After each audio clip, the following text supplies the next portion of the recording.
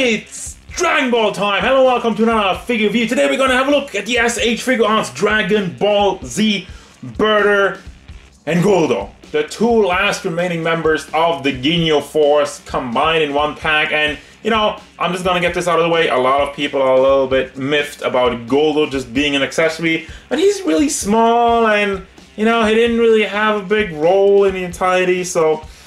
Yes, while I feel it's disrespect, I'm not really, you know, hurt. My feelings aren't hurt by it. But, you know, you got Burter in all of his blue glory, the fastest and the time-stopping one of the Ginyu Force. And that's all I have to say about it. I want to crack this guy open, these guys open, to have a look at it. Let's go. And as always, if you're a fan of a wide variety of figure reviews, you should subscribe to The Real Payne, like, comment, and all that good stuff to get on board. Bata! Might be like the largest Dragon Ball S.H.Figuarts figure we have so far. Very impressed with the size, and these Ginyu Force guys, they're really breaking the mold. 20 centimeters to the top of his hat, maybe like a little bit over it.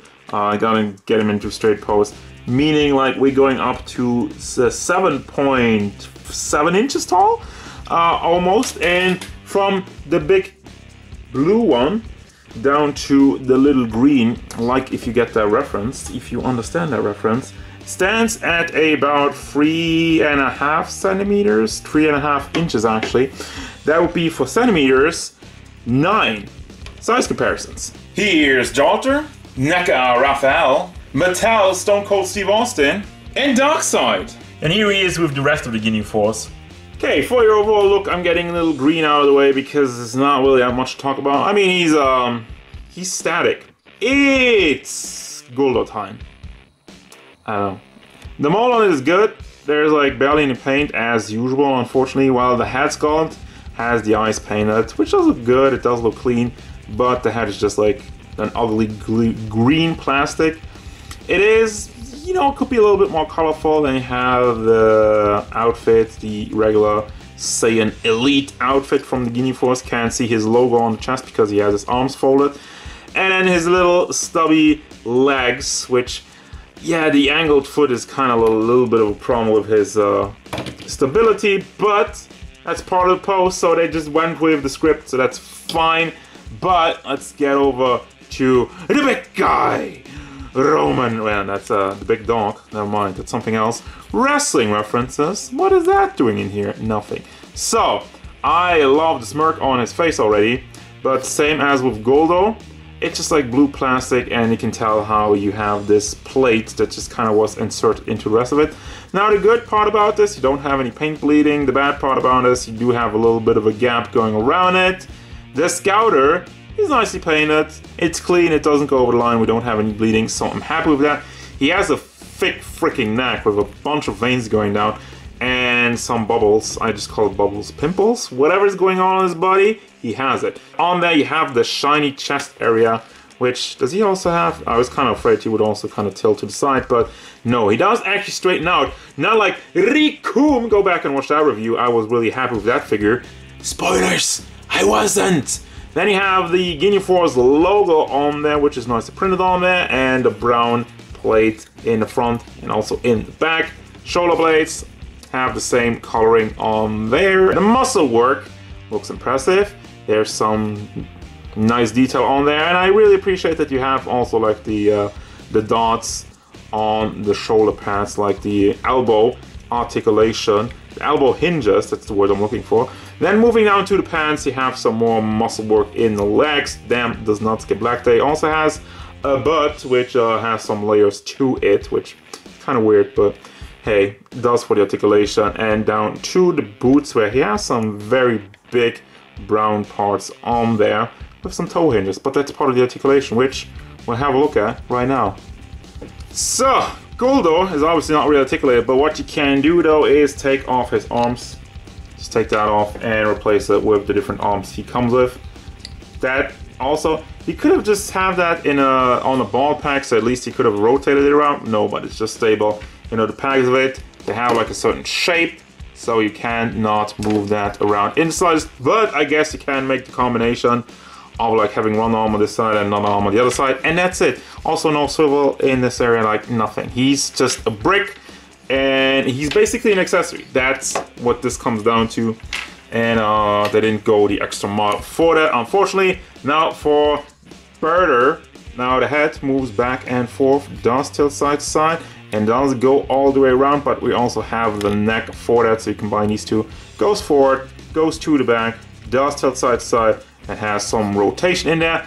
The blades, the shoulder pads are on hinges. I just want to call it total blades.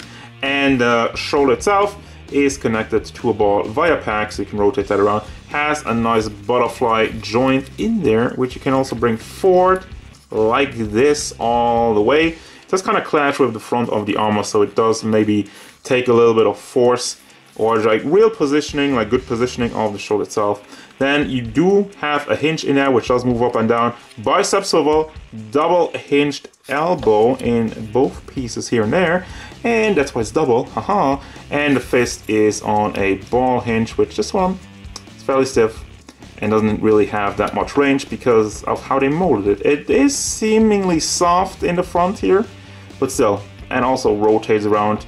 This one is really tight. Now, chest area moves back and forth for that side to side and does move not all the way around, and the hip part, you can rotate that, swivel here.